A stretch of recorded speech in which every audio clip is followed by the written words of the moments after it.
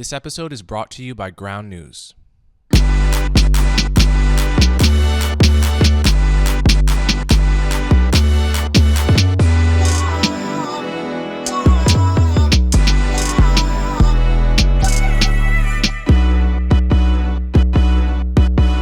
Welcome to another episode of Conversations with Coleman. If you're hearing this, then you're on the public feed, which means you'll get episodes a week after they come out, and you'll hear advertisements. You can get access to the subscriber feed by going to colemanhughes.org and becoming a supporter. This means you'll have access to episodes a week early, you'll never hear ads, and you'll get access to bonus Q&A episodes.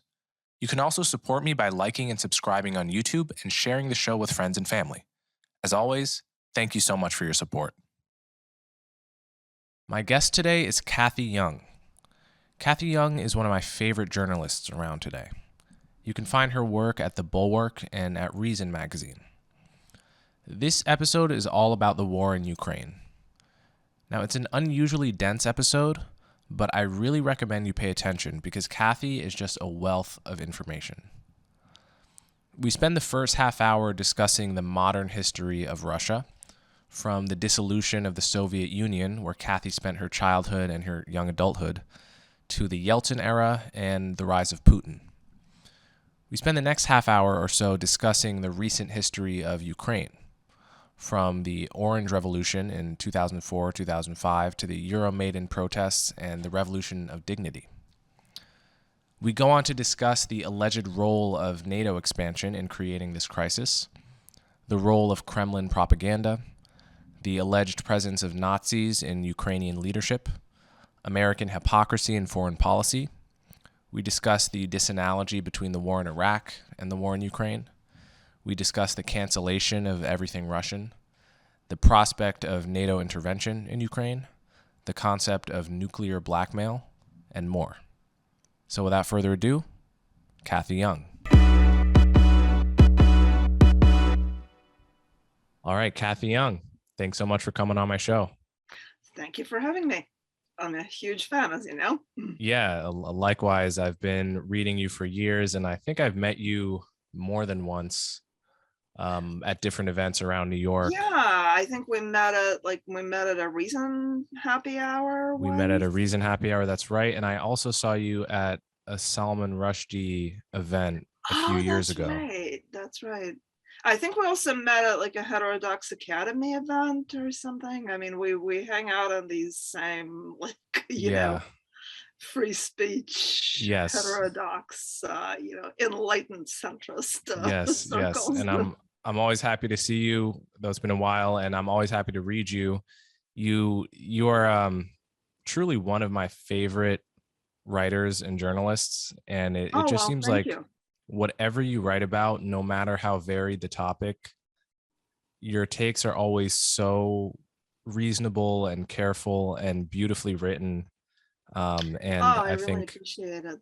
Yeah. So I don't know if you saw, I did a piece about it wasn't specifically about that, but I did a piece about like Charles Murray and the whole, race IQ debate. And a good part of it was about the interview that you did with him, which I thought was really great. Oh, I'm actually not sure that I saw that. Oh, I have to send you that. Yeah, because please do.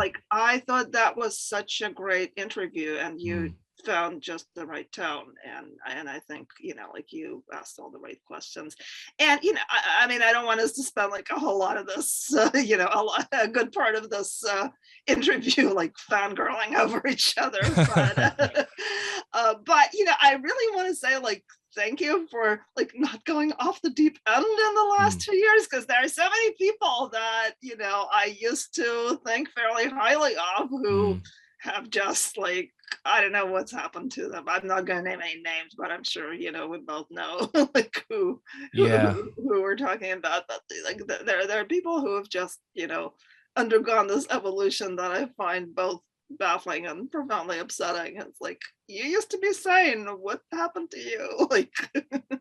I know what you're talking about. There's definitely been the influence of conspiracy thinking and along with just the normal dynamics of falling down rabbit holes that people And I in think general are like subject to. this whole like the anti-establishment contrarianism, and I think we're probably going to go into a little bit of that, right, when we get to talking about Ukraine, Yeah, because there's a definitely. whole line of thinking that is basically, well, if the mainstream media says says Putin is wrong, then I have to think that there's probably something anyway. Yeah, no, So we'll get there. yeah, we'll get to all of that, but But anyway, yeah, it's really great to be here. yeah, it's great to have you. You wrote this beautiful piece in the Bulwark recently partly about your own upbringing in Soviet Russia, your Right. emigration out of Soviet Russia, Hmm. and the fall of communism and what that meant to Russians, and the 90s and the pre-Putin era, and the whole modern history of Russia that is crucial to understand in order to Right. understand what's going on right now in Ukraine. So I wonder if we can sort of go back. Partly you can explain who you are and where you're from, Sure. and also Yeah, I explain was. what So it meant yeah, to I you was born to grow up in. in the Soviet Russia. Yeah, I was born in the Soviet Union, in Moscow. I actually wrote a book about my childhood called Growing Up in Moscow. And it was kind of interesting because my book came out in '89.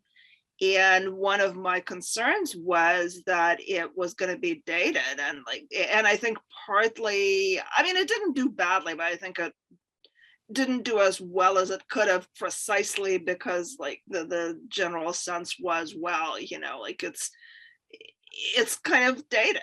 It's because I was talking about growing up in this totalitarian society where there was a very distinct kind of doctrine of what you were supposed to believe, like what you were taught in school was the only right way of seeing things. And generally there was this very, very rigidly controlled society in many ways, and other things like the kind of Iron Curtain that separated it from the West, where everything that came from the West was the object of sort of intense fascination, but it was also this forbidden fruit in many ways, and all of that was really becoming in many ways just sort of no longer relevant because it was 1989 and things really were changing very rapidly.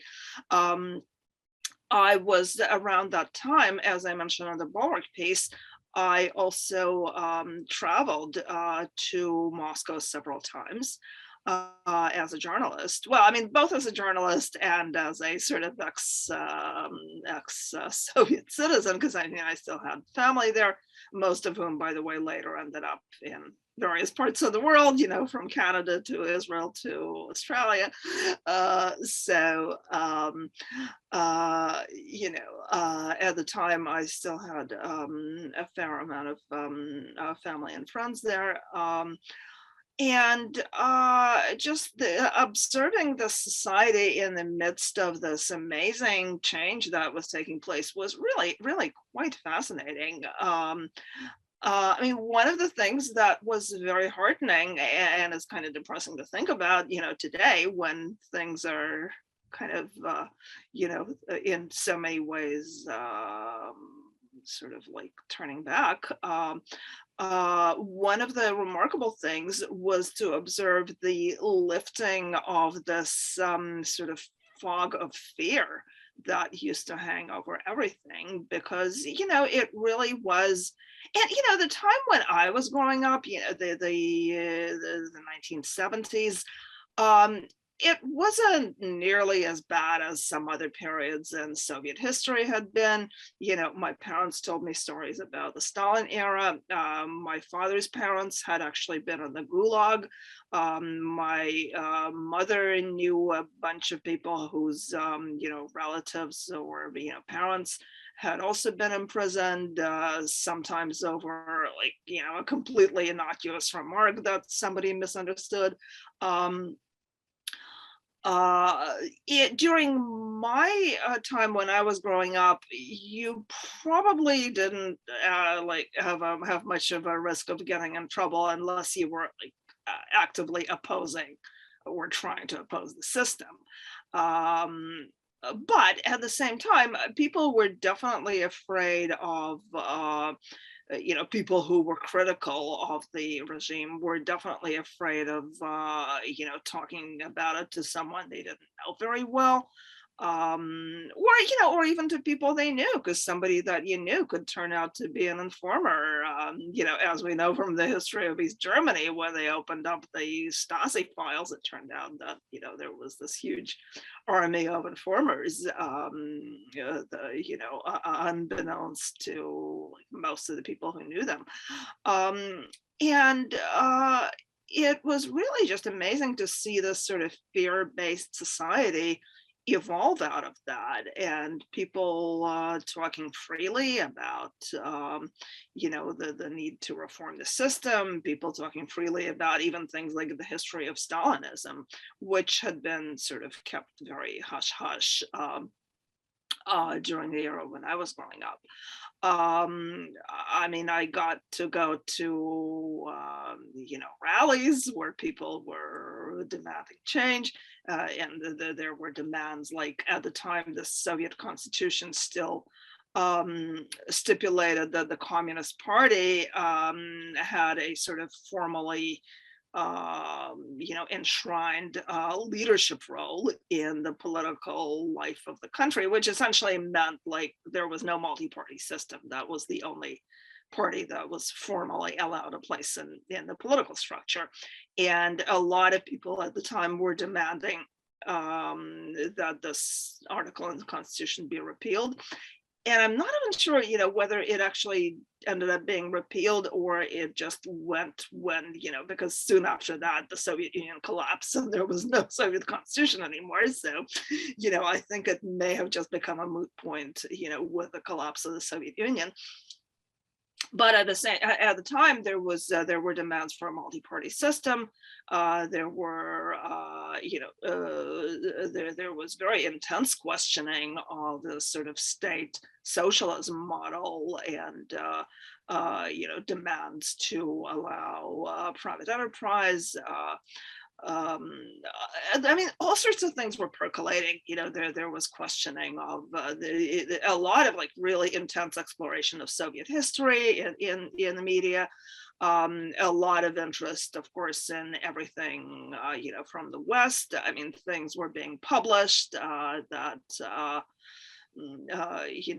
hadn't been like Solzhenitsyn's The Gulag Archipelago, which was basically this very, very exhaustive study of the state terror during the Stalin era, which had once been like very, very strictly forbidden, and now was being openly published. A lot of literature like that. So yeah, there was just this tremendous sense of everything being opened up. One of the things that I discuss in my Bulwark piece is that even things like Western films, which once had been sort of allowed to trickle in a little bit, and usually a fairly long time after their release in the West, so people were really kind of cut off from this sort of global popular culture in a sense. Now that was changing. I remember seeing, this is 1990, I remember seeing La Femme Nikita. I don't know if you saw that. This was like, at the time, it was a kind of French thriller that was kind of sexy and violent, and it was a sort of thing that the Soviet Union had once pretty much banned as, decadent bourgeois stuff. And now this was actually playing on the screens in the Soviet Union. So yeah, there was this sense that all of the old barriers were being lifted. And probably the culmination of this was when I went, this was on my second trip in October of 1990. I went with this guy who was a young Russian journalist who invited me to this protest march. And it was massive. It was like, I don't know how many people were there. I think it must have been like at least 100,000, at least that, those are the estimates I saw. But it was just this endless mass of people, marching down one of the biggest, avenues. And it just really marched through pretty much like all of downtown Moscow. And there were people were carrying slogans, and I think it was just a kind of collection of various demands from the pro-democracy movement, including the repeal of this Article 6 of the Soviet Constitution that made the Communist Party kind of the guiding political force. But there were all sorts of other, the people had a lot of these different placards and slogans, and there was just this really immense kind of sense of people power, this immense sense of change, a sense that freedom was sort of the new the new order of the day. And it was really, really exciting to be a part of that. Even on the sidelines. Unfortunately, I don't have any really good pictures from that day because it was kind of cloudy and gray, and my camera was not very good. So like all the pictures I took eventually turned out really blurry. And of course, this was before digital cameras. So, to see what your pictures looked like, you actually had to like take them to get the film developed. Right. So anyway, yeah, but it was this really, really amazing event. So how did the attitude towards the West in the 90s seemed far more open and positive, but by the late aughts that had totally shifted. Yeah. Why did Russia turn against the West? Right. Well, that was one of the things that happened. And I mean, the attitude toward the West, like in the early 90s, I mean, it was in a sense, it was a kind of idolatry almost, and it was, and the West was this promised land, really, where where people wanted a life that was kind of similar to what they saw, and then at that time, some people were beginning to travel, because before that, travel had been extremely strictly regulated. And you really had to be sort of like one of the trusted, people, and a kind of, Communist Party member in good standing, probably, outside of a really small number of like, high level artists and, people like that who were allowed to travel. But, this is when people were beginning to travel. And of course, the Western media were becoming fully accessible. And yeah, there really was a tremendous sense of admiration, of just a sense that and one thing that I mentioned in the Bulwark is that one of the one type of comment that you heard very frequently was that we want a normal life, and I think that was sort of associated with what people felt the average person had in the West, which was a life of material comfort, a life where you could basically buy things you wanted without standing in line for for 2 hours, and without having to run from one store to another until you finally found well, not everything you wanted, but at least a good portion of it. It was a life where you could read and watch and listen to whatever you wanted without being afraid of retaliation by the state. a life where you really where you could sort of live live for the sake of just living, and for you live for your own sake, so to speak, and live you just have a private life, enjoy your job, enjoy your friends, and not be pressured into at least pretending to serve some sort of grand ideological cause, which had been the case in the Soviet Union, where you had to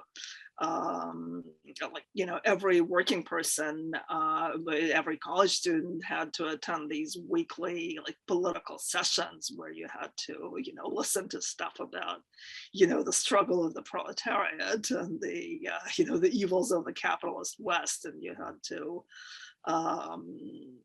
applaud on cue, and just sort of even if you weren't a loyal Soviet citizen, you had to at least pretend to be one. And then periodically, I think during various crises, like during the Soviet invasion of Czechoslovakia, for instance, in 1968, when the Soviets basically invaded Czechoslovakia to suppress a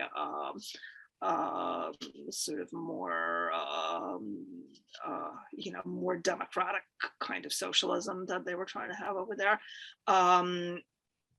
People, and this was interesting because they really were kind of trying to create this universal complicity in what the regime was doing. Like people at practically, again, every workplace, every college were required to attend these meetings where they had to vote for resolutions approving of and supporting what the government had done. So it's like really every adult had to ostensibly at least express his or her support for the actions of the government. And so that was the sort of thing that that kind of routinely happened in the Soviet Union. And I think part of this desire for a normal life was, again, just the desire to really to be left alone and to be able to just have your own life, which didn't mean that you had to be apolitical, but people felt like they wanted to be able to be political if they wanted to be, and if they didn't care about any of that, they just wanted to be able to have a job and have a comfortable life, enjoy their entertainment, enjoy their friends and family, and that was it. And I think that was the desire for normality, and it was very, very much associated with the sense of this is how people live in the West. The best way to learn anything is by doing it yourself. Learn interactively with Brilliant's fun, hands-on lessons in math, science, and comp sci. Interactive learning helps you learn 6 times more effectively than watching lecture videos. Brilliant has lots of great courses for all ability and knowledge levels, so you'll find something that interests you. Master all sorts of technical subjects, with topics ranging from geometry to classical mechanics to programming with Python to cryptocurrency and more. Instead of just memorizing, Brilliant teaches you how to think about STEM by guiding you through fun problems. You'll get practice with real problem solving, which helps you train your critical thinking and critical problem solving skills.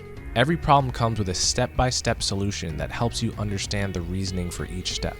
In every course, you'll start off by learning why the concept actually matters and what it's all about with interactive visuals. Rather than just solving repetitive problems, Brilliant teaches you the intuitive ideas behind topics like algebra, statistics, algorithm, and more. You'll come to understand how STEM actually works and how it's relevant to your everyday life. Join the millions of people already learning on Brilliant with a special offer just for listeners. Head over to brilliant.org/CWC to get started with a free week of unlimited access to Brilliant's interactive lessons. The first 200 listeners will also get 20% off annual membership.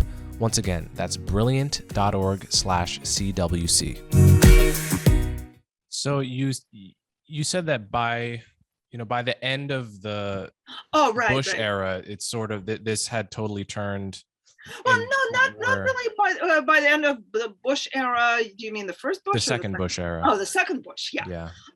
Yeah. Well, it was. I mean, the relationship was really complicated because during the the Yeltsin era, when it was, Boris Yeltsin in Russia as, the first president of the sort of free post-communist Russia, and at the time it was Bill Clinton in the United States, and they had a sort of friendly relationship, which in many ways was kind of viewed as a symbol of this new partnership between the United States and this democratic post-communist Russia. Things were not really were not always smooth, because I think one of and in many ways this kind of anticipated some of the later conflicts. The US and NATO intervention in Yugoslavia was kind of a sore point, because at the time there was already this sort of resurgent Russian nationalism, not on the part of Yeltsin himself, really, so much as, a lot of the people around him, a lot of the people who got elected to the Duma, the Russian parliament, which, ended up having a very sort of illiberal majority that was made up of communists on the one hand, and sort of almost really quasi-fascist nationalists on the other. So that certainly, created a lot of complications. And this was when, I think 1997 was when there were the first signs really of the Russian-American relationship kind of going sour over events in the former Yugoslavia. Then it kind of, things righted themselves kind of again. And I think by the end of the Yeltsin era, and by the end of the Clinton era, things were seemed to be on track again. And then, of course, we had the rise of Vladimir Putin, and again, I don't want to go into all of the historical details of his relationship with George W. Bush, because it was complicated, and I think again, I don't know if you remember, there was a famous incident when Bush made a comment about how he looked in Putin's eyes. Do you know that story? Yeah, and I could tell he was a Christian. He got a sense of a soul, and he felt that Putin was a really good man. Well, Putin was wearing a crucifix or something, and that was important to Bush. Yeah, and he told Bush the story, and that really made me laugh, because I mean, I think you really have to totally not understand anything about the Soviet Union to fall for this story, which Bush did, which a bunch of other people did, I think. But he told the story that he was baptized as a child, and his mother gave him a cross, and he wore it under his clothes his entire life, including when he was serving in the KGB. And I just really did not buy that for a second, because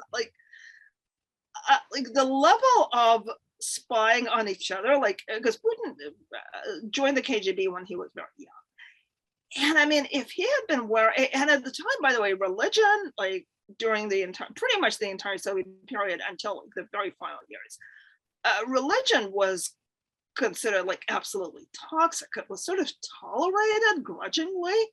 And not all religions, but I mean, the Russian Orthodox Church, at least, was kind of allowed to exist. And it's a complicated story, because most of the senior clerics were also recruited by the KGB. So I mean, it was just this. And I think that the Soviets also used the churches to kind of co-opt the peace movements, sort of for their own goals, and promote Western disarmament. But anyway, so yeah, the church was ostensibly allowed to exist, but it was incredibly frowned upon. My mother remembers that my mother wasn't, well, still is, a piano teacher, and at one point the mother of a former student of hers called her and said, I really want to talk to you about something. My daughter has started going to church, and her daughter by then was in college, and who had studied piano with my mother at the high school level. And she said, can't you talk to her? If they find out about this at the university, she's going to get expelled, because, this is really, really horrible, because, it was just going to church was really regarded, or wearing a cross for that matter, was really regarded as a sign that like you weren't entirely on board with like the Soviet philosophy and the Soviet ideology and agenda, which was officially atheistic and very hostile to religion. So like for someone who was working on the KGB to like, even no matter how secretly, to wear a cross, there was always a chance that somebody was going to find out somehow. Especially since they had a gym, they had like a swimming pool for staff members. There was always a chance that somebody was going to find out and somebody was going to report you. So I mean, this idea that Putin worked at the KGB all those years, like wearing a cross and secretly being a Christian, is completely preposterous, and then he also had the story of how supposedly like at one point his country cottage burned down, and like the only thing that survived was the cross, and that just really reinforced him in the belief that yes, God is real. Like, come on, I mean, this is just I mean, again, I don't think I don't know anyone who like really like knows anything about the history of the KGB who would believe that for a second. And I remember there's a great Russian commentator named Yulia Latynina who is still writing. I think she's actually not living in Russia anymore at this point. But at the time she wrote something very funny to the effect that like Putin really knew his audience, so he knew that religion was really important to Bush, and Bush really was like a very strong Christian. So this is the story he told Bush, and she said, I'm sure that if he had been talking to like a Jewish guy who had strong beliefs about strong feelings about being Jewish, Putin would have told him that like his childhood mentor was a rabbi who like forever impressed him with the wisdom of Judaism, and gave him a Star of David pendant. So yeah, I mean, this was sort of a part of this fairly brief, I think, Putin-Bush friendship, and eventually, I think the turning point really was because I've seen some people suggest that like the Russian the U.S. Russian friendship went sour because of the invasion of Iraq. I don't think that's quite the case, because I mean, Russia had and the Soviet Union before that had a fairly close relationship with Saddam Hussein. So in a sense, Iraq really was kind of like a client state a little bit. So I think partly that was one reason that Russia opposed the U.S. invasion.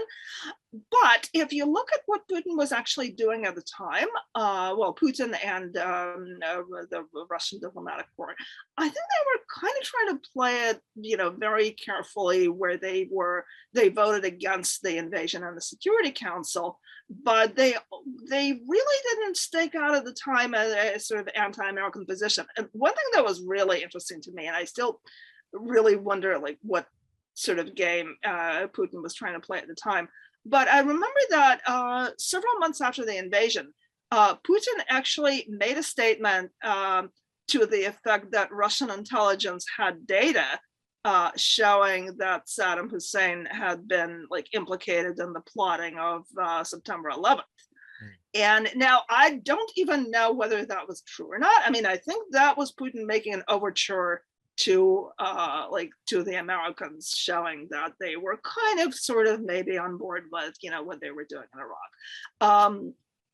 And it was kind of interesting because Putin said that Russian intelligence had turned over that data to the Americans, and I think there were people in American intelligence that basically said, that never happened. So, but that was sort of Putin trying to show that he's, he was on our side. And the real turning point, and this is really relevant to what's happening today, was the color, the Orange Revolution in Ukraine in 2004, 2005. Because what happened at the time was that Ukraine had a sort of pro-Russia leadership that was not entirely like Soviet style, of course, but it was kind of like mildly authoritarian, and it really didn't cross Russia in anything. So the president of Ukraine, Leonid Kuchma, at the time had completed his term. I think they had term limits, so he couldn't run for re-election. There was a pro-Russian candidate, Viktor Yanukovych, who was running, who was kind of Putin's personal buddy, I think, and who I think flew to Moscow like 7 times during his campaign to meet personally with Putin. And Putin visited Ukraine twice during that election. This was 2004. Showing his support for Yanukovych. And Yanukovych was being opposed by a pro-Western candidate, Viktor Yoshenko, who wanted Ukraine. I don't know that there was much question of Ukraine joining NATO at the time. He may have sort of expressed support for it.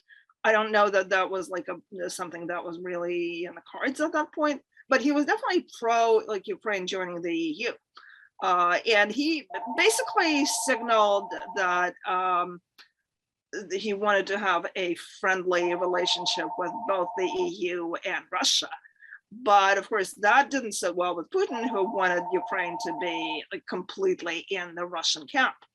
And one thing that happened at that point was that during the campaign, Yoshenko was poisoned. Like he nearly died from what turned out to be dioxin poisoning. Now, no one ever like found any conclusive evidence that it was Russia, that Russia was involved in that.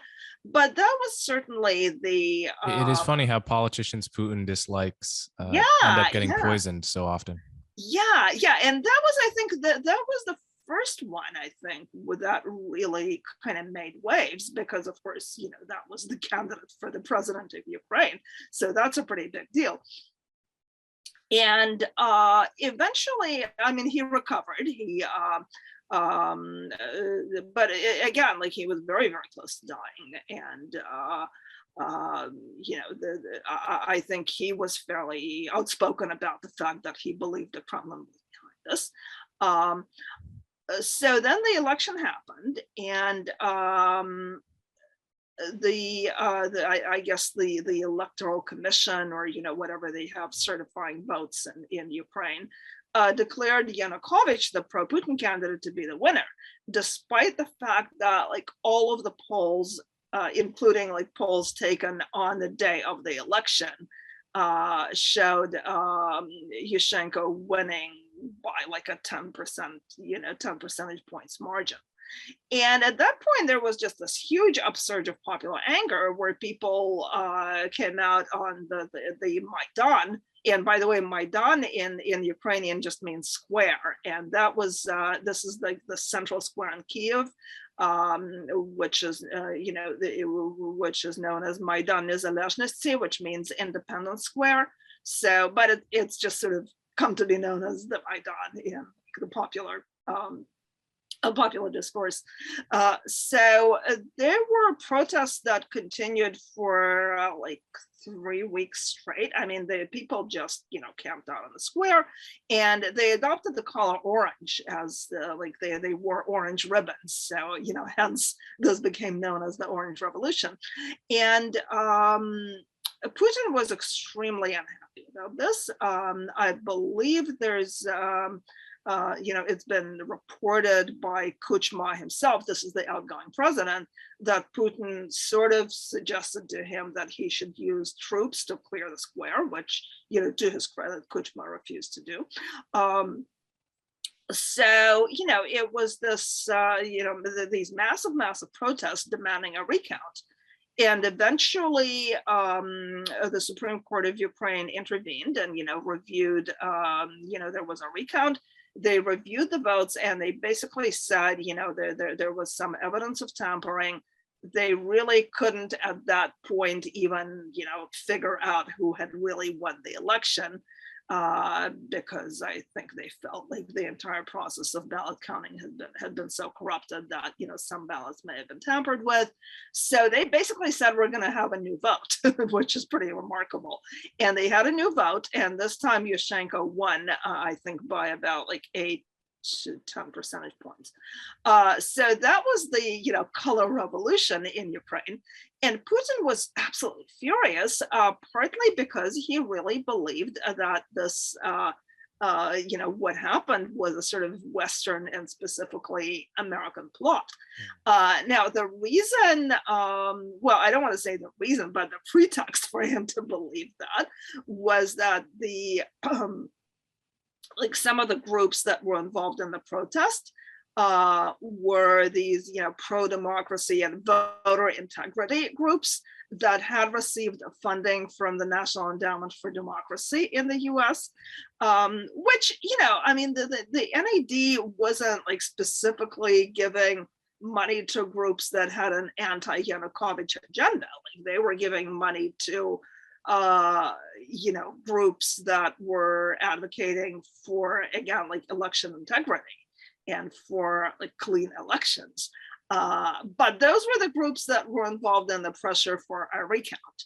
And I think the lesson that Putin got from that, and I think I remember some Russian commentator whom I interviewed, or maybe even like more than one person have said to me that Putin,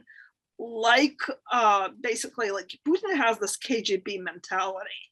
And part of that mentality is the belief that like all they really don't believe that there is such a thing as, as a grassroots movement. Like they really believe that everything that happens, like all of the, supposedly grassroots activity that happens is really engineered by someone else. Like, they really don't believe in the agency of like ordinary people. So they believe that anything that happens on the grassroots really must be the result of, plotting and, financing by some sort of, insidious forces. Right, and this whole dynamic got reprised during the Revolution of Dignity in 2014. Oh, absolutely. Victoria Nuland, a leaked phone call of her talking to the U.S. ambassador about who they wanted to replace Yanukovych.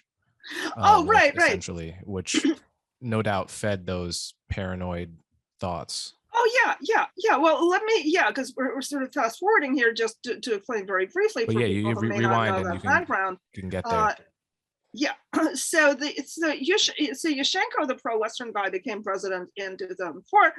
Then, there was a lot of chaos in leadership. Like there were several people, including, Yoshenko and his prime minister, really couldn't, work together. So this new pro-Western leadership wasn't very successful. And I think, it may have been partly because, Putin was actively trying to undermine it. So in 2010, Yanukovych got elected. This is the pro-Russian guy who originally ran in 2004. So this time he actually got elected, and Putin was happy, thinking that he got his pro-Russian buddy in Kiev, and Ukraine was going to get with the program again, and be the sort of satellite state that he wanted it to be.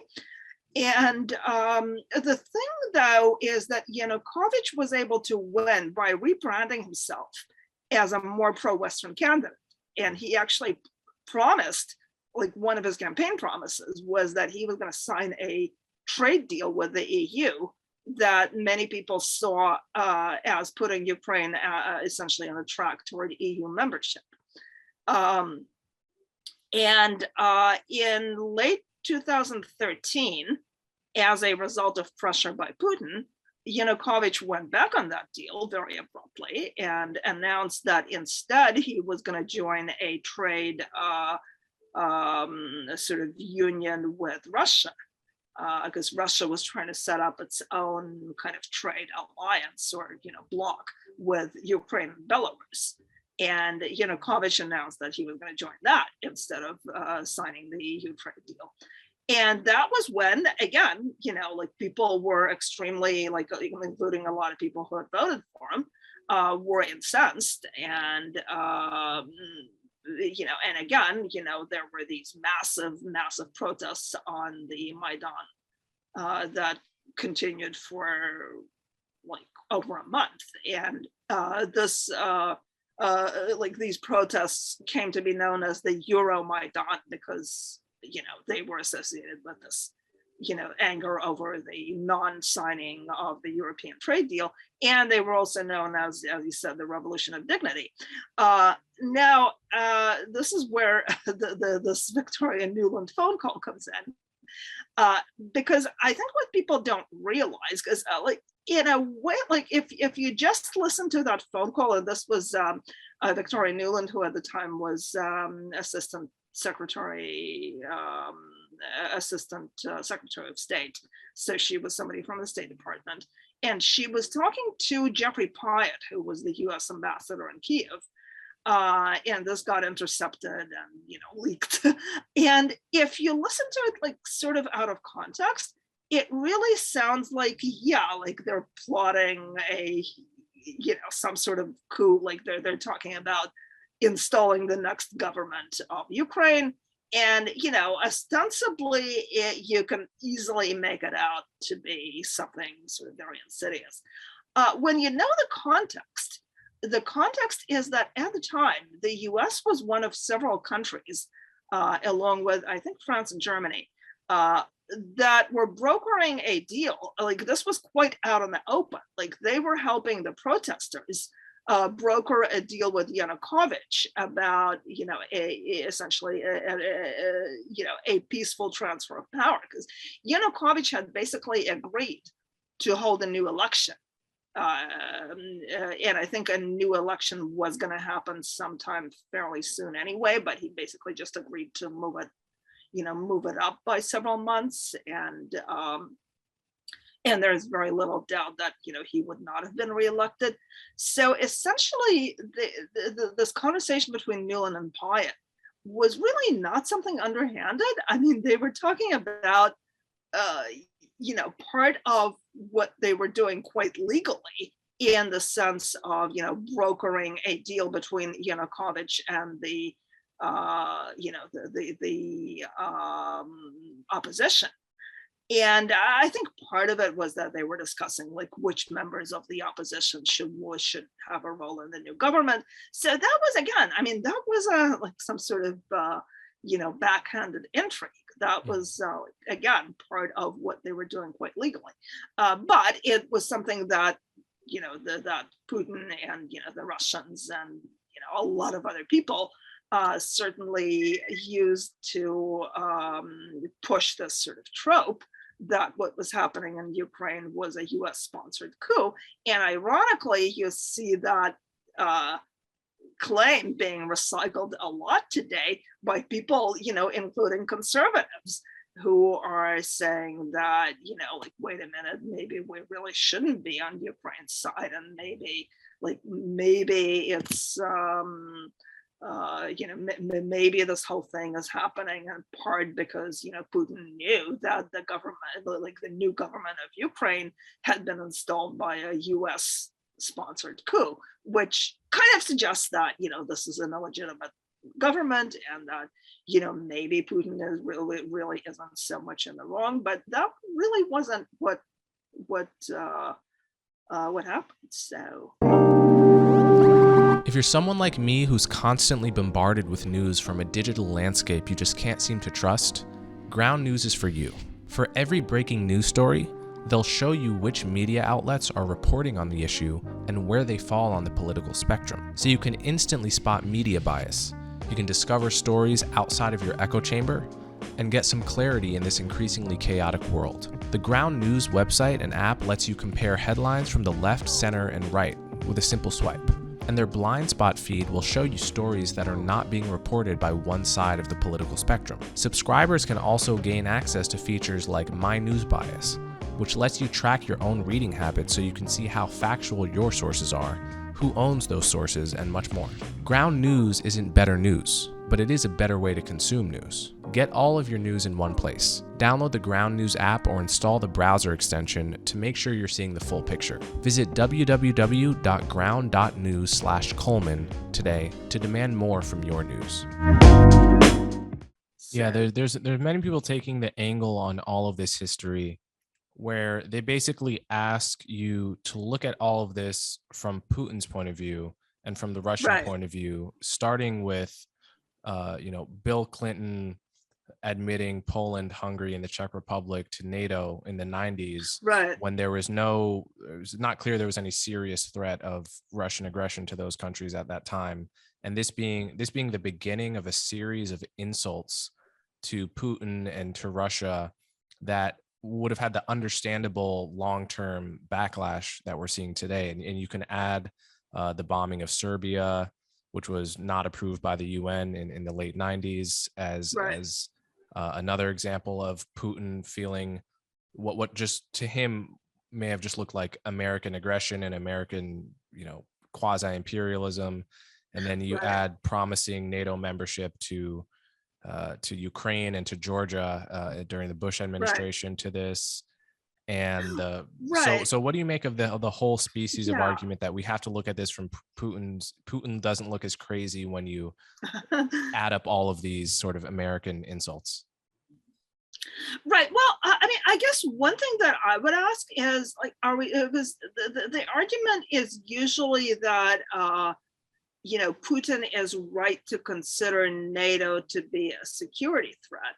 Now, one thing, I kind of want to backtrack because one kind of amusing thing that I saw the other day, like somebody put up a graphic where they had, like, it was one of those animated maps where they showed the expansion of the sort of NATO zone to show that, Putin has a really good reason to be, or had a really good reason to be worried because, look at NATO kind of creeping up to, closer and closer to Russian borders.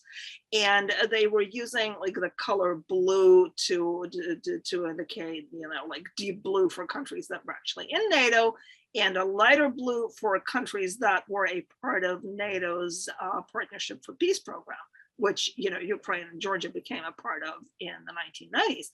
Well, here's the interesting thing. Like if you're gonna put that color blue on countries that were part of the Partnership for Peace, you actually have to include Russia in that. So, Russia was like the supposedly like insidious Partnership for Peace program that was like, again, supposedly a way to pull all these countries into NATO's orbit and, threaten Russia. Russia was a part of that. Like Russia was, at the time, this is during the 1990s, was very interested in working together with NATO. And again, I mean, I do agree that the bombing of Serbia sort of made a difference there, and I think made Russia sort of less NATO friendly. And I think it wasn't even so much that it wasn't approved by the UN. I think Russia felt that it wasn't properly consulted. So yeah, that was and I'm not gonna like rehash the entire history of that, but I just want to point out that that did create difficulties. But even so, Russia was part of first the Partnership for Peace, and then it was part of this structure called the Russia-NATO Council, which actually existed like until 2014, when the annexation of Crimea took place, and like things got really tense between Russia and the West. But like until then, Russia had been a part of the structure in which it was working with NATO, which was doing, and they were working on a variety of security issues, and among other things, NATO was helping find employment even for some decommissioned officers from Russia. So they were, so this was really not, a case where NATO was just consistently doing all these anti-Russian things. There was, by the way, at various points, Yeltsin, and I think at one point even Putin, had raised the possibility that Russia itself could join NATO, which, certainly, would have been interesting. And there are people who believe that the West really made a mistake in not pursuing that, and that, there should have been more encouragement for Russia to sort of integrate into the security structures led by the West. The problem is that, in spite of making these, sort of pro-NATO noises, Russia was never really sure, and I think this had to do with there being, different forces within Russia itself. But the Russian leadership really remained, like even in the Yeltsin era, always remained ambivalent on whether it actually wanted to be integrated into the security structures that were led by the West and, de facto by the United States, or whether they wanted to be still wanted to be the other superpower and this other pole in a multipolar world of different spheres of influence. So I think because of that, I don't think it's just the West's fault that Russia was not, it was not integrated into the existing security order, or even didn't, join NATO, because Russia was never really entirely on board with the NATO, with the agenda that NATO had and the agenda that the West had. So, I don't think that, were there mistakes that were made by the West? I have no doubt that there were. People are not perfect. But I think the blame, and especially in terms of the admission of these different countries, including Poland and the Baltics, to NATO. I think we see in retrospect that they really did have good reason to fear Russian aggression. I think they were aware of, forces within Russia that never really made peace with the loss of the empire, and I think they really did have solid reasons to be nervous about that. And I think that in terms of NATO being a threat to Russia, I think it's interesting that you formulated in terms of insult rather than threat, and I think that's how I think it was largely seen, because I don't think this idea that NATO posed an actual security threat. We're seeing actually right now that even in this situation where there's really very, very blatant Russian aggression, NATO really doesn't want to do anything that would put it directly into conflict with Russia. And the reason for that, of course, is that Russia has all these nuclear weapons, which it has always had.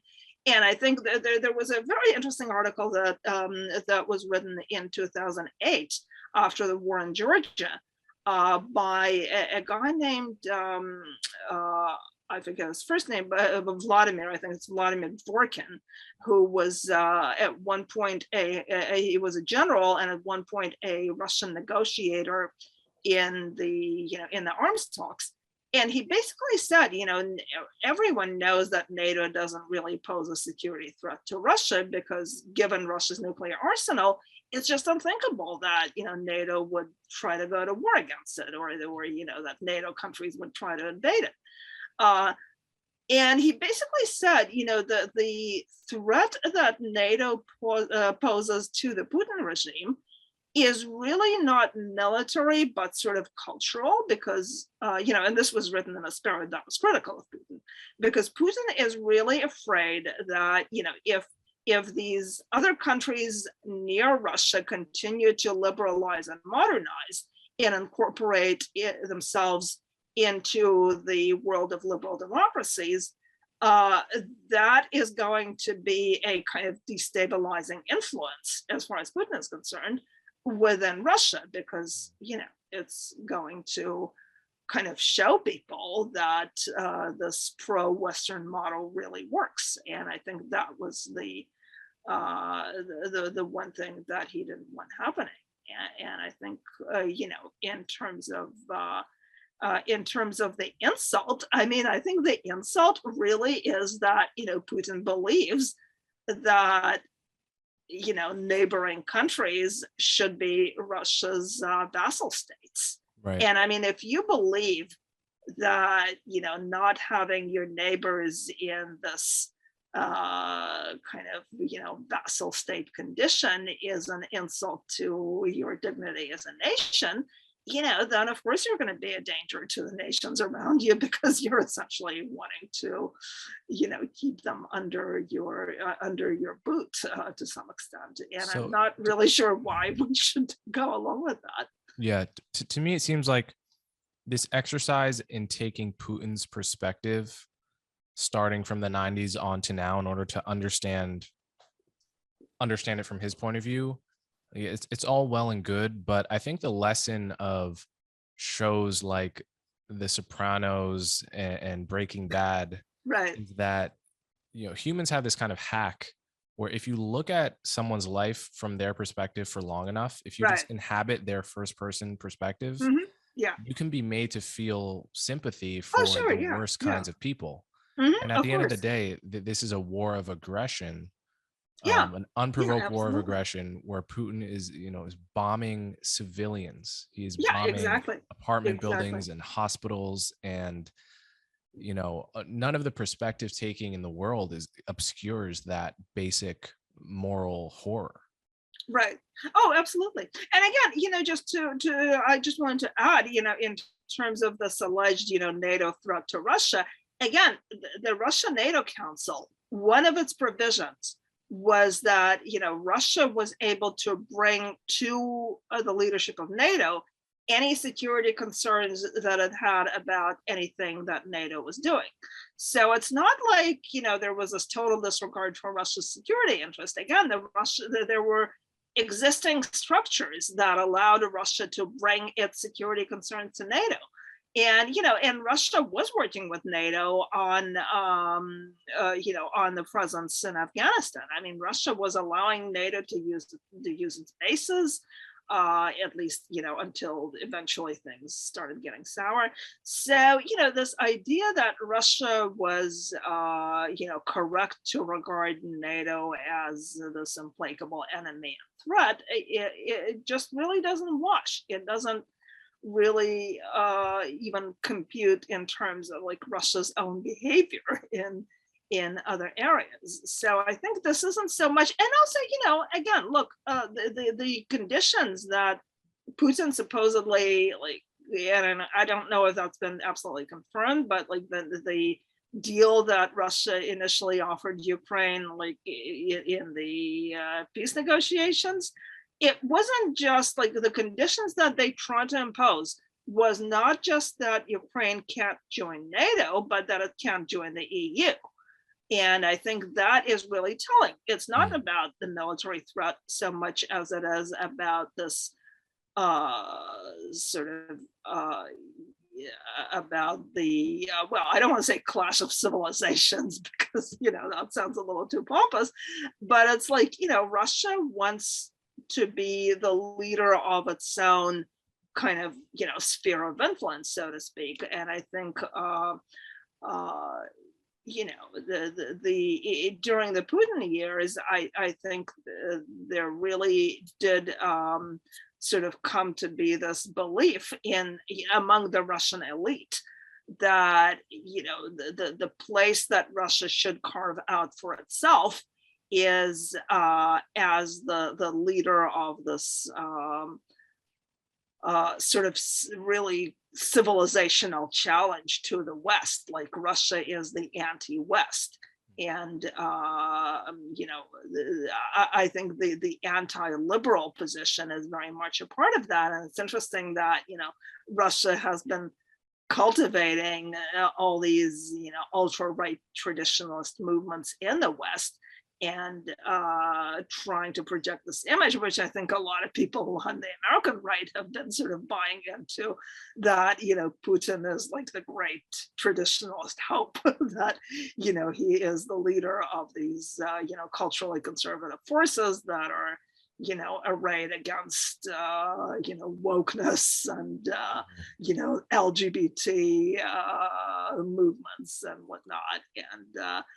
And I think, and again, this is the strategy. This is something that the Russian elites, the pro-Putin elites, are deliberately cultivating. So it's, this perception is not just something that came about spontaneously. And, of course, what people don't realize is that Russia is also simultaneously cultivating a lot of far left movements. So really, it's kind of fascinating because at a certain point, they really started like building up. If you look at what they've been doing internationally, they've been cultivating this sort of anti-liberal international, so to speak, where they're working with all of these like far right and far left groups, ranging from communist to fascist, actually. And the only thing that they have in common is that they're against liberal democracy and they're against the sort of, liberal international order. And one thing that's interesting is that at the same time, he champions this anti-liberal point of view and partners with fascists or quasi-fascists. He justifies the quote special operation in Ukraine on the basis of Ukraine's being controlled by an allegedly Nazi regime that he has to liberate the poor Ukrainians from. Essentially, Zelensky, the Jew, is somehow a Nazi. The Jewish president. Yeah. No, it's interesting because that was from the beginning, like from 2014 during the Revolution of Dignity. That was one of the kind of leitmotifs of the Kremlin propaganda. And it was kind of ironic, really, because like the two big things in Kremlin propaganda about Ukraine is like one, like this whole thing, like this revolution is really like a neo-Nazi coup, and the other thing is like it's totally dominated by the gays. So it's like, I mean, these two generally do not go very well together. Like, couldn't it have been gay Nazis? I don't know, like, yeah, all those gay Nazis, gay and Jewish Nazis, that's even better, right? Yeah. No, but here's the thing. There's a kernel of truth in that, the sort of the anti-Kremlin, the pro like national sovereignty, movements in Ukraine do include a fairly small, but sometimes very visible, kind of cadre of people who, I don't know if they're actual neo-Nazis, but I mean, they do have some, they're like extreme nationalists who do have some, in some cases neo-Nazi overtones, who in some cases have engaged in like racist and anti-Semitic rhetoric. I think there's, I think the movement, like the Euromaidan movement, was very, very careful to not allow that to be a part of, what was happening in their activism. Like at one point there was like when the protests began in 2013 that eventually led to this revolution, there was one incident that got a lot of coverage where a woman who was a Ukrainian nationalist poet, whose name was Diana Kamluk, took the microphone at this like open mic event and read a poem that was like deeply racist and anti-Semitic. It was like, let's have a new Ukraine cleansed of, Jews and, minorities. And I think it also transpired that she had actually served prison time for a gang attack on an African student in Ukraine. So like, this is a bad person, this is like a genuinely bad person. And the thing is that the leadership of these democracy groups apologized for that and basically said, yeah, like, we consider that to be a completely unacceptable incident. And they gave, like, to counteract that, they had the I think, like, Ukraine's chief rabbi, or I'm sorry, not the chief rabbi, but like the guy who was the head of like the principal Jewish organization, like the principal Jewish community organization, like the Federation of Jewish Communities of Ukraine or something, Joseph Zissels. He, like, they had him on the podium to speak to the crowd to counteract that anti-Semitic and racist incident that had happened before, and to show that this was, this revolution was not, not in any sense neo-Nazi. And yeah, like, the Jewish communities have been very, very prominent in their support for this, for this government. And so the Nazi idea is really ridiculous. There's a very complicated history, and again, I don't want to go into all of that, because otherwise, well, we could end up having this discussion for a few hours. There's a complicated history where there are people, like historical figures, who are kind of regarded as national heroes by, like, the pro-independence sort of contingent, by the including by people in the current government. Some of these, like, national heroes that are being sort of enshrined are World War II era Ukrainian nationalists who had a very, very complicated history in terms of, like, what they did during the war. Because, like, they were people who were fighting for Ukraine's independence, who basically saw the German invasion as an opportunity to fight against, the Russian communist domination of Ukraine. Some of them very sort of consciously fought against, like, both the Germans and the Russians. There were people who did end up collaborating with the Germans, and who, probably were, almost certainly took part in atrocities against, Ukraine's Jewish population. So there's this very complicated history of, do we remember those people as pro-independence fighters? Should we, commemorate them as national heroes, considering that some of them did collaborate with the Germans and some of them were implicated in these atrocities. And, this is a hugely complicated issue, but, as some people have pointed out, Russia has its own battles around, whom to commemorate. And, the Putin regime, in a very real sense, has presided over a sort of rehabilitation of Stalin as a national hero, because of his, role in the victory in World War II. So, I mean, if we're gonna get into these debates about, does this country, look up to some bad people in the context of, celebrating its history and national identity, that's a whole other complicated issue. And I think, one could criticize some of the decisions that have been made by the current, by Ukraine's current government, but I mean, that really doesn't make them neo-Nazis. I mean, it would be kind of like, to give you this, this American analogy, like, until recently, we had a Jefferson Davis highway in, in Virginia. Now, does that mean that, like, for the entire duration of that time, like, Virginia was a neo-Confederate state? I think that would be really quite an exaggeration, to say that. Although I'm sure there are some people on the left who would say exactly that, but I mean, I think that would be a very substantial overreach. So, in that sense, I mean, yeah, like, Kiev currently has a Stepan Bandera Avenue. And if you look at the history of Stepan Bandera, I think it's fairly safe to say he was, like, not very clearly, like, a good guy. I mean, he was someone who for a while was in a German prison camp, but also someone who at various times did collaborate with the Nazis. So, I mean, it's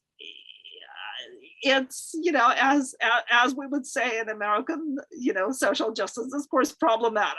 But I mean, a lot of countries have a kind of problematic history, including Russia, including Russia. Heroes. Most relevantly, how many Russian heroes that are looked up to that have streets named after them have more than dubious histories, and you don't see that as justification to invade Russia. No, absolutely. It's certainly not, and it's certainly not an excuse to label Ukraine's leadership as neo-Nazi, and that's ridiculous. So there is an angle, there is a sort of Chomsky type angle that some are taking at the moment. I would say Russell Brand is someone who is really beating this drum right now, the very popular podcaster.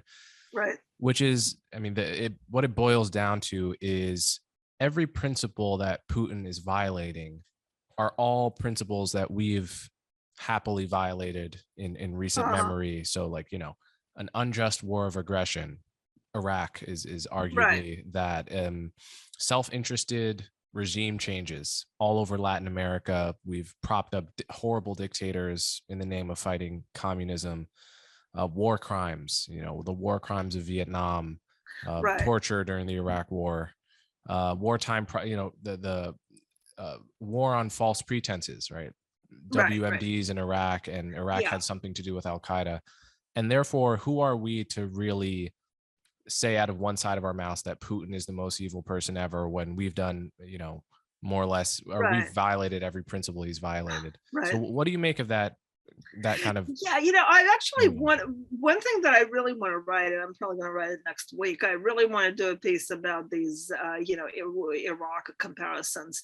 And, I do want to say from the outset, I mean, I was not like a big cheerleader for the war in Iraq. I mean, I went back recently and looked at what I wrote like at the beginning of the war. And, I was very, very kind of on the fence about it. And I thought, this idea that we're going to go in and like build somehow, turn Iraq into this model democracy just really struck me like from the beginning as very iffy, like, what makes you think that that is going to happen,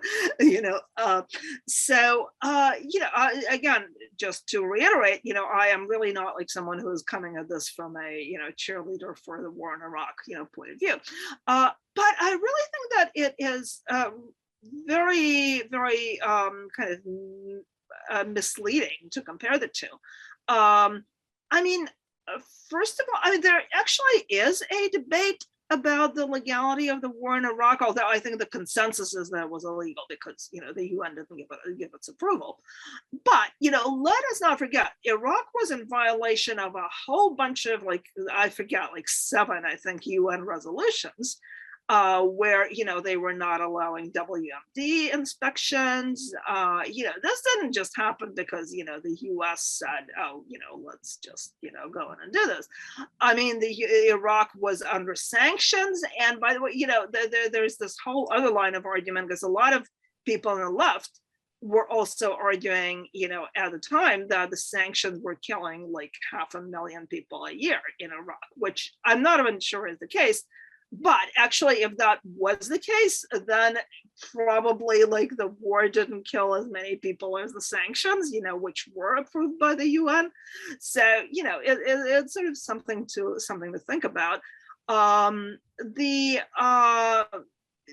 The US actually did go to the UN and try to get approval for the war in Iraq. Like, we brought a case, and we know now that a lot of that, rested on bad information, whether the Bush administration actually believed that information themselves or were consciously lying about it. I don't know. I mean, there was certainly some, motivated reasoning. I don't think anyone really doubts that.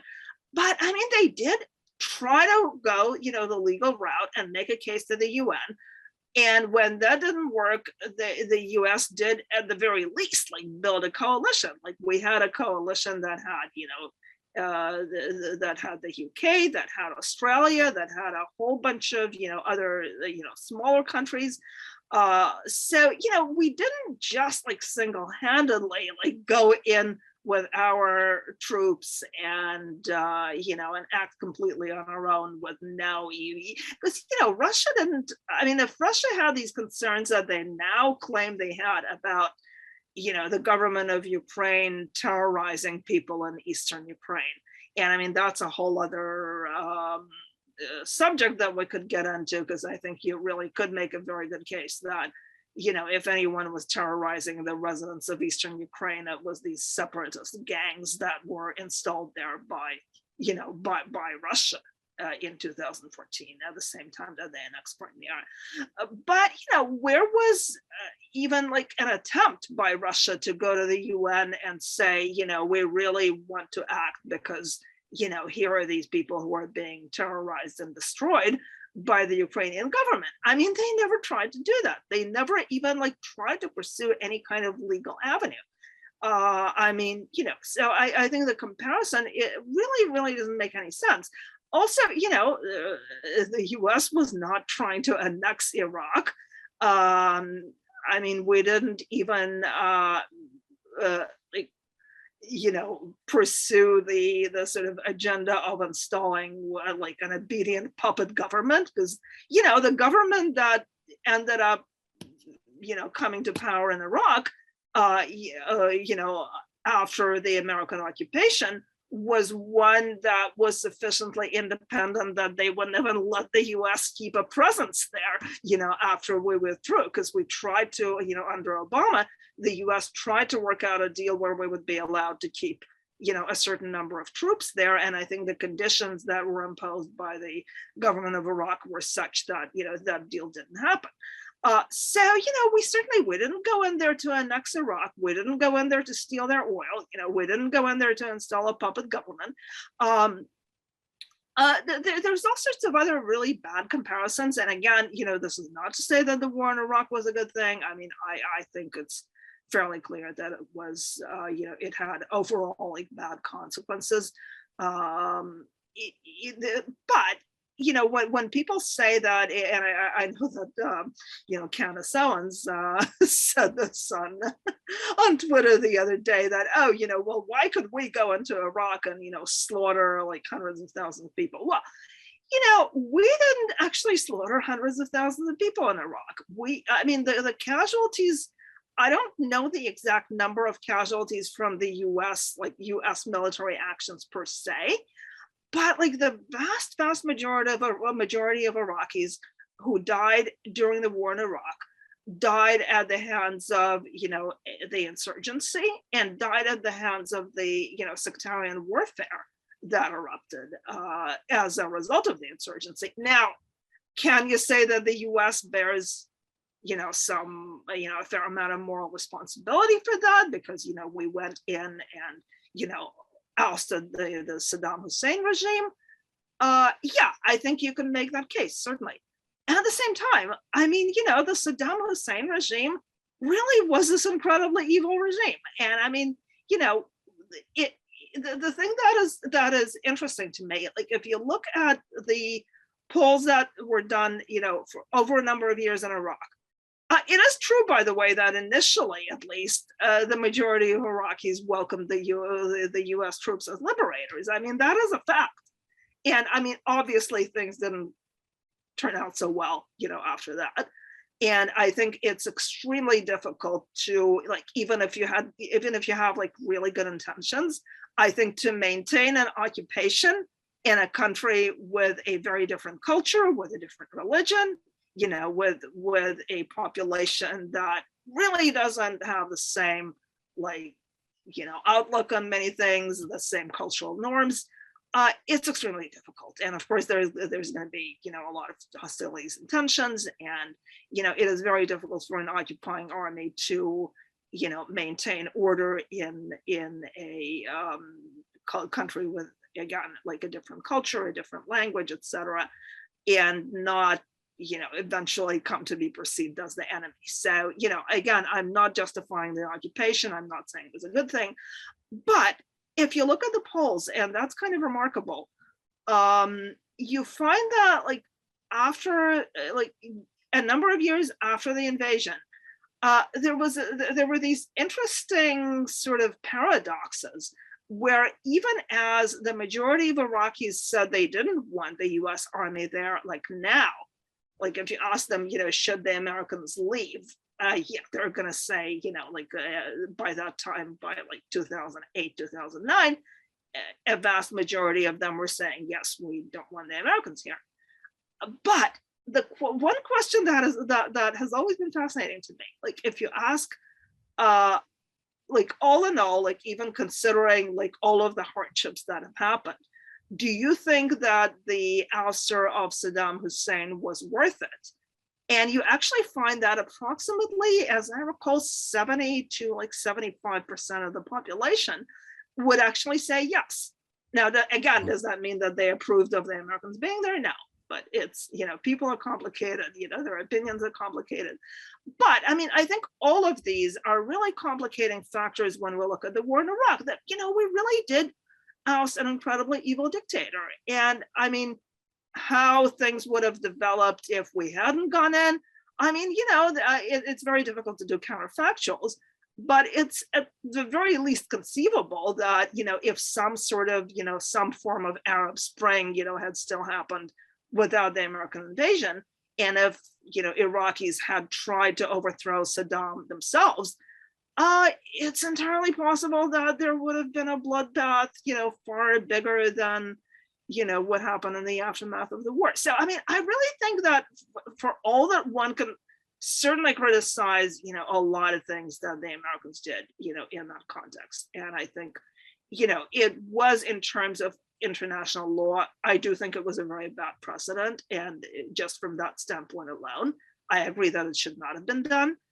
But, was it like remotely the same as the Russian invasion of Afghanistan, where, they don't have, they didn't even manage to build a coalition with Belarus. Ultimately, they initially tried, and that's, by the way, a very interesting thing, because initially Belarus apparently was going to send troops. And the story that I've seen is that basically the troops in Belarus just basically refused to go. Like a lot of the senior officers resigned rather than participate in this war. So, that's kind of a side, a slight digression. So, it is really not like in any meaningful sense, like the war in Iraq. Did the US do, bad things during the Cold War, when, both the US and the Soviet Union were using third world countries as proxies, essentially? Yeah, I mean, there were, this was something that was, this was a sort of geostrategic game that was being played by both sides. And unfortunately, I agree, the US certainly did some things that were very, very, morally dubious during that period. And, I don't want to get into this whole, well, what the Soviets were doing was even worse, kind of, moral equation, because, I don't think that, the end justifies the means. But again, I mean, I do think that it's something that needs to be seen in the context of its own era. And, I mean, it also needs to be seen, I think, in the context of the worlds that each side wanted to build. It's like of course. Yeah. You tell the world, you tell everyone the world you want to build in your sphere of influence by showing them what it's like in your own country. And it's like, say what you want about the worst offenses during the war in Iraq, but what it's like to be a Russian right now with any hint of free thinking in your body. It's like there's been an exodus of Russians absolutely, to places like Istanbul, where they can, journalists, I mean, to speak freely, and 15-year penalty, jail time for anyone who says anything about the war that isn't Kremlin propaganda. Right. And it's like, okay, point to that. Where's the analog to that in America? Oh, yeah. And I mean, I know that like Glenn Greenwald, for instance, like one of his sort of hobby horses is that, oh, well, there was a tremendous amount of pressure in the US during the Iraq War, on people who weren't, on board with, with the war. And yeah, I mean, I agree actually that at the time there was an atmosphere of, kind of groupthink that was a definite problem. Yeah. And, I do agree that there was too much pressure on journalists to kind of toe the line with regard to the war. But I mean, it's nowhere near. I mean, there were people who openly criticized the war. And yeah, I mean, Phil Donahue, I think, eventually got his show on MSNBC canceled because, I mean, I don't even think that it was like because people wanted, that he was being punished for opposing the war. It was more that there wasn't a whole lot of demand at that point for, what he was doing. And, he had very low ratings, as I recall, and he did get a show canceled. I mean, I will say, like, there were things that I think were definitely, like, not okay, like the extent to which the Dixie Chicks were facing this massive backlash where it's like there were DJs who actually got fired for playing music by the Dixie Chicks. This is after they criticized George W. Bush, at a concert in London. And I think, I mean, that was really, I think, one of the worst examples of like cancel culture on the right. And I think we're facing another silly problem with cancel culture right now of canceling Russians or anything related to Russians. Like Netflix is suspending its production of Anna Karenina. Yeah, that's ridiculous. Helping Ukrainians. All it's doing is giving Putin and the Kremlin more things to point to about how people irrationally hate the Russians while doing absolutely ludicrous. Jack squat for Ukrainians. Yeah, and I mean, the one example, and where I would say that there's, there is some justification, like the conductor Valery Gergiev, who had his basically, had his contract terminated at a couple of large orchestras in Europe. One is the Munich Philharmonic, and I think the other one is in the Netherlands. This is a guy who actually is like, an active part of Putin's propaganda machine. So, I mean, I could see how, in his case, you could say, yeah, like, I don't really care that you're a, very good conductor, but like, you're basically like, he was one of my favorite conductors, probably my only favorite conductor as a child back when I was really into classical music. Yeah. Because he was conducting the London Symphony Orchestra at the time. I see. Which had this whole initiative of outreach on YouTube to young musicians. Oh, well, I'm sorry, but Yeah, I had no idea he was so implicated in Putin's network. Yeah, he really is a kind of hardcore, Putin propagandist, unfortunately. So like this is one. I mean, he is like the one instance I think where I really do believe that the backlash was justified. But there were ridiculous things like this young kid, who was like 21. Malafeyev, I'm suddenly blanking out on his first name, but he's a pianist who was scheduled to play in Toronto, and apparently some people were upset about like the mere fact that a Russian pianist was on the program, and he had actually condemned, like I think in his social media accounts, he had actually spoken out against the war. And said that he believes that it needs to end. And there have been Russian chess players. I don't know if it was who exactly it was, but there have been several Russian chess players who've spoken out against this, and nevertheless and I think disinvited from tournaments. Yeah, no, that's like it takes some guts for them to do that, and still no, and I really do feel bad for them, because it really does take a lot of courage. So I mean, that's, I think, that's pretty unfortunate. I mean, it does happen, almost always when there was a moment of like, fervor and backlash against a country that is seen, and quite rightly in this case, as an aggressor. I mean, if you look at what was happening in this country and in some European countries at the beginning of World War I toward the German community, it was pretty bad. I mean, it was way, way worse than anything we're seeing today. Like, with there were like street mob attacks on German shop owners and that sort of thing. And I think at the time, by the way, a lot of like German Americans changed their names so that, if your name was Schmidt, like you just, very rapidly became Smith overnight. Right. And there were just, really ugly things. And I think we've seen a little bit of that now. Like we've seen, like there have been a few like Russian restaurants that have had their windows smashed and things. And, and that's especially ridiculous, by the way, because the Russian, I mean, first of all, the Russian immigrant community here, I would say, really strongly opposes the war, by a really vast margin. But also, the Russian community in America is very often kind of intermingled with the Ukrainian, with Ukrainians, and a lot of the Russian shops and restaurants, in some cases, I remember reading that like this one restaurant that was vandalized, like half their staff are actually Ukrainians. So, it's like this completely mindless backlash where you believe you're punishing people who are somehow associated with this, aggression, but you're actually punishing the people that you're supposedly standing up for.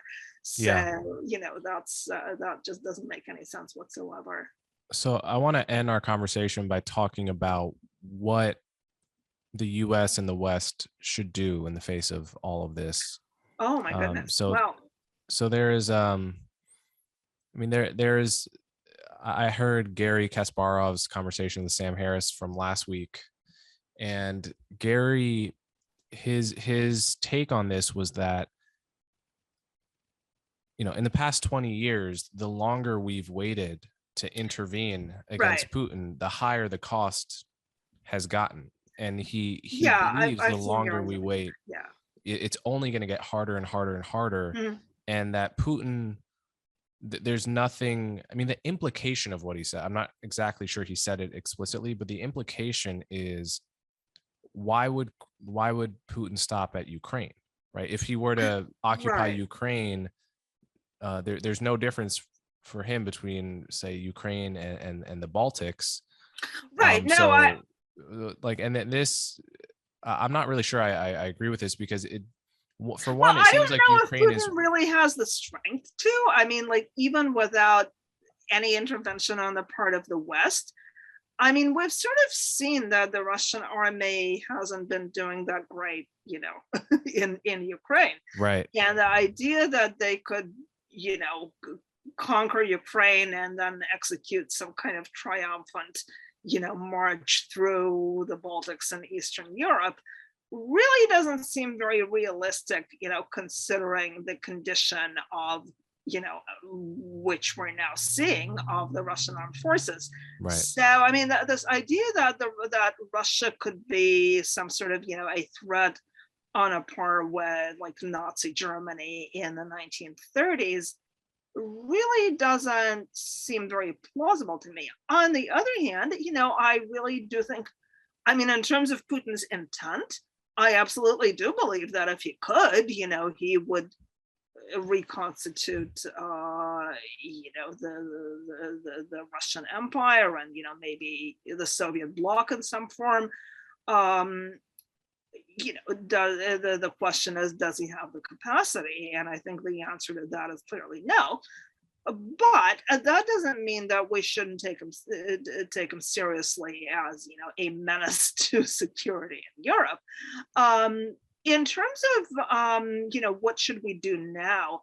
It's kind of a wrenching situation, really, because we are seeing this, these horrible, visuals unfolding of, before our eyes, of people being, bombed and blown to bits. And, and we're seeing this in a very immediate way that we didn't, for instance, during World War II, when, everybody and their sister didn't have a smartphone that they could use to, film these scenes of destruction and immediately put them online. So I think that it really creates a lot of pressure, for the West to like do something.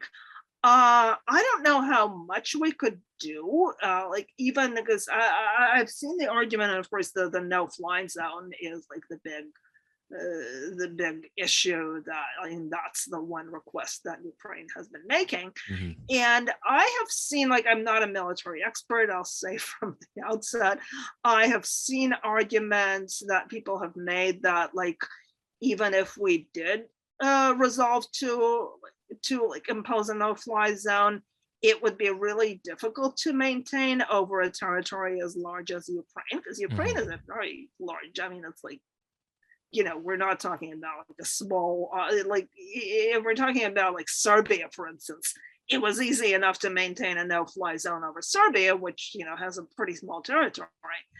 In Ukraine, it would be a much, much bigger challenge. And of course, there is this, this problem that it would really put us on a direct collision course with Russia. And of course, everyone, inevitably thinks about the possibility of nuclear war. And that's something that, and I know that I think Garry Kasparov has made a pretty solid case that, nuclear war isn't going to happen. But I mean, this is where you think, if it's his view is that we're already in World War III. It's already started, whether we realize it or not. So the question is just whether to intervene now when the price is lower than it will be later. And that's the argument that Garry makes. That's the argument he makes. I don't find it compelling. I think I also find it compelling, but I'm saying I don't find it compelling in the sense that okay. In the sense that I think Ukraine is far more strategically important to Putin than any other territory, and that he's willing to go much further for Ukraine than he would be for any other territory. And so to fund an insurgency in Ukraine might make the most sense. And I don't think it's not crazy to think that Putin would stop after the occupation of Ukraine. Sure. Yeah. Well, I don't know. I mean, I think that, if Putin did, again, leaving aside the question of what his intentions are, I think that if the Russians do manage to, take over Ukraine, which at this point is looking kind of increasingly dubious, I think, that they will even succeed in taking control of the entire country and, forcing the government into exile. I think it's pretty clear that they're going to be, faced with an insurgency that will continue, possibly indefinitely. So I certainly don't think that they're going to have the troops even. I have no doubt that if Putin could do anything he wanted, if he could get the magic lamp with the genie and, get whatever wishes, get all of his wishes granted. Yeah, I'm sure he would love to conquer Ukraine and then, move on and conquer the Baltics and, and possibly even Poland. Yeah, why not? I mean, he definitely, he's very definitely nostalgic for both the Soviet Union and the old Russian Empire. And I think, at least, I don't know if he's personally nostalgic for them. I think ideologically, that's sort of the persona that he's carved out for himself. He's the he's the restorer of Russian Empire essentially. And would he like to get all of those territories back? Sure, but again, if he did succeed in conquering Ukraine, and and then to go on and conquer Poland, with what? Because first of all, even if Ukraine was occupied, the troops would be needed to maintain the occupation, because otherwise the moment your army moves on to conquer Poland, you've got the Ukrainians taking their country back. And that's so I don't think that there's any kind of realistic chance of Putin using this as a launch pad to some sort of massive conquest of Eastern Europe, because again, he doesn't have the means. Right. On the other hand, I will say that the one thing that is that sort of worries me is if we send Putin a signal that we're so afraid of countering him, because it might lead to nuclear war. That might actually, I think, create a situation where he would, he could make demands that that would create really really serious problems. So I think there's I think this is a really really kind of terrible dilemma that I think we have, because it is because the nuclear deterrent, especially because obviously no one wants a nuclear exchange with Russia, right? But if we're only going to obey that principle, then what would there be to stop Putin from simply marching into NATO allied territory and just saying, well, you're going to avoid nuclear war at all costs, right? Well, the Baltics are mined, Poland is mine, right? So presumably there would be a point past which we would have to violate that principle of avoiding a potential nuclear exchange in order to preserve because then theoretically he doesn't even need a conventional army. He could just say, okay, just snap his fingers. So so tomorrow the government of Poland resigns and I install a new one, or we're gonna have or I'm gonna lob missiles at the European capitals.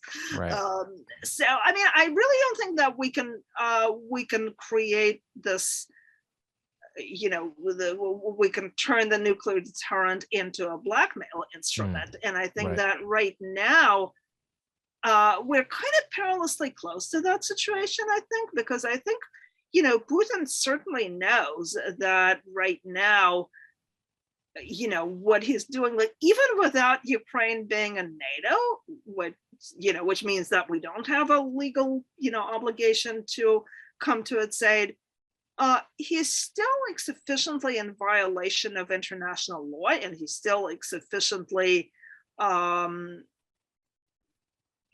in violation of just basic principles, like even the Geneva Convention, because right now he's basically just indiscriminately shelling civilians. And the US and other NATO countries, I think, really do have every moral justification in just going in there and walloping the shit out of the Russian armed forces and just forcing them to turn back and stop killing civilians. And the only reason we're not doing that is because we don't want a nuclear exchange. And I think that is a bad situation, because it does really come pretty close to nuclear blackmail.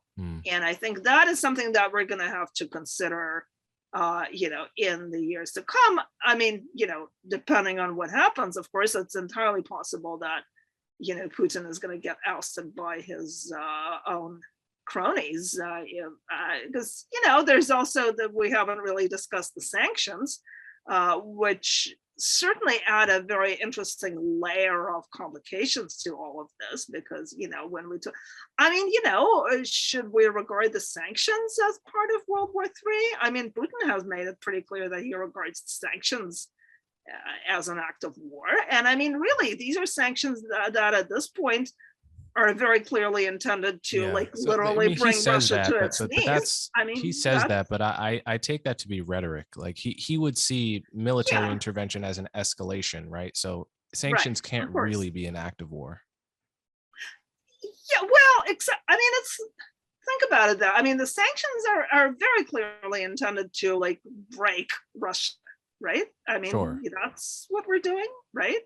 Right. I mean, it's kind of like, I mean, it's not the same thing as if we bombed Russian infrastructure, but I mean, the effect may not be very different. I mean, we're kind of blowing Russia's, blowing Russia's economy to bits in a sense without a single shot fired. Right, but if we did start dropping bombs. No, I'm not, by the way, advocating dropping bombs, just, to make but clear. yeah, he would call that an escalation, right? Right. And right. like there's nothing above an act of war. So I take that to be kind of rhetoric. No, it is rhetoric, but I think that with Putin, I think you kind of have to take the rhetoric seriously because, I mean, to what extent does he believe it? To what extent does he pretend to believe it? Like and of course the concern that everyone has is like, what happens if he gets genuinely desperate? Like what happens if he sees that he's losing the war and he's going to lose face to the point where,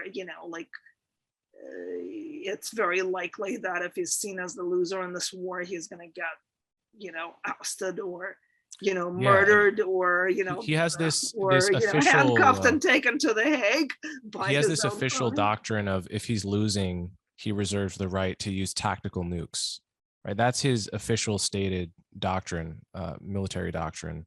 Right. So that's, that's something to worry about. I mean, I think that is genuinely worrisome. And, and I think that, we, I mean, the thing that I really find interesting about this, by the way, is the extent to which the situation has sort of galvanized the West and kind of, whipped it back into shape, so to speak, and produced this unity where, in a sense, it really does feel like a kind of throwback to the Cold War in that we're back to like the free world versus the well, it's not the communist world anymore, but it's basically like the authoritarian world. And I think that is, I think, in a sense, like the really big news story of 2022 so far. Yeah.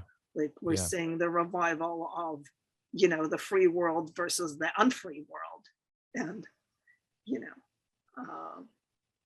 I mean, in a way, it kind of feels the one silver lining. Yeah. The one silver lining to this whole situation. Yeah.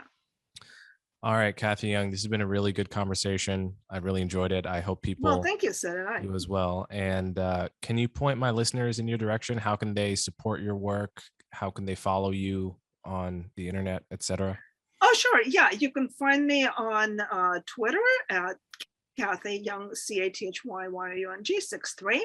I do have a Patreon account for, various, kind of minor expenses.